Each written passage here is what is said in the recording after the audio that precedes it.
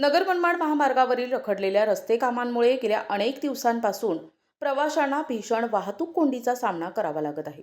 या परिस्थितीची गंभीर दखल घेत माजी खासदार डॉक्टर सुजय विखे पाटील यांनी महामार्गावर प्रत्यक्ष जाऊन पाहणी केली आहे। सकाळ आणि संध्याकाळच्या वेळी महामार्गावर वाहनांच्या लांबच लांब रांगा लागत असल्याने नागरिकांचे दैनंदिन जीवन विस्कळीत झाले आहे। अपूर्ण रस्ते काम आणि अपुरा वाहतूक बंदोबस्त ही या कोंडीची प्रमुख कारणे असल्याचे डॉक्टर सुजय विखे पाटील यांनी यावेळी नमूद केले। त्यांनी स्वतः वाहन चालक आणि स्थानिक व्यावसायिकांशी संवाद साधून त्यांच्या समस्या जाणून घेतल्या। वाहतूक सुरळीत करण्यासाठी तातडीने अतिरिक्त मनुष्यबळ नेमण्याचे निर्देश त्यांनी प्रशासनाला दिलेत। नागरिकांचा त्रास कमी करण्यासाठी गरज भासल्यास होमगार्डची नियुक्ती करा, त्यांचा पगार मी स्वतः देईल असे ठाम आश्वासन विखे पाटील यांनी यावेळी दिले। महामार्गाच्या कामाचा वेग वाढविण्याची गरज व्यक्त करतानाच त्यांनी नागरिकांना वाहतूक नियमांचे पालन करण्याचे आवाहनही केलं आहे।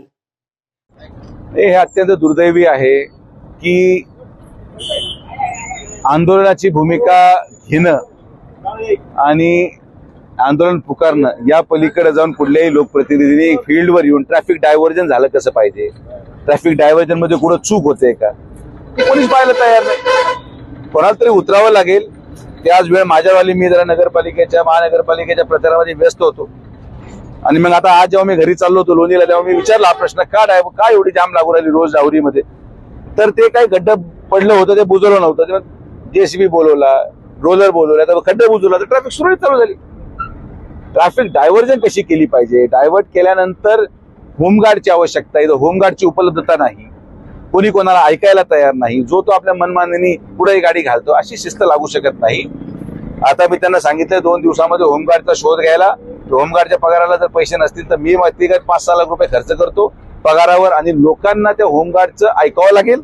ट्रॅफिक डायव्हर्जन जर व्यवस्थित करण्यात आलं तर ट्रॅफिक जाम होणार नाही, रस्ता होऊ राहिला, डोळ्यापुढे होऊ राहिलं, डांबर पडून राहिलं, रस्त्याची गती आहे, पण लोकांची गैरसोय न होता रस्ता होणं हे पण तितकंच गरजेचं आहे। तर तीच भूमिका माझी आहे। आता आम्ही जमिनीवर उतरलेलो आहोत, फील्ड उतरलेलो आहोत। कधी कधी काय असतं, आपण लोकांना संधी देतो पहिलं काम करायची, ज्याला लोकांनी निवडून दिले अपेक्षेने त्यांनी काम करणं अपेक्षित आहे। आता निवडून आलेला माणूस करत नसेल तर पडलेल्या माणसाला काहीतरी करावं लागेल, म्हणून मी लागलो कामाला।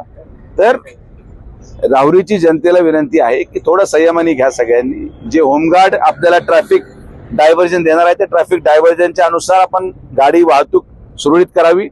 सगळ्यांनी एकमेकाला सहकार्य करा। एका कोणाच्या एकट्याचा घराचा रस्ता नाही, माझ्या एकट्या घराचा रस्ता नाही, पण जर तुम्ही सगळेजण एकमेकाला सहकार्य करून राहिलात तर रस्ता लवकर पूर्ण होईल आणि येणाऱ्या जाणाऱ्याची गैरसोय होणार नाही, ही आपल्या चॅनलच्या वतीने नम्र विनंती करतो।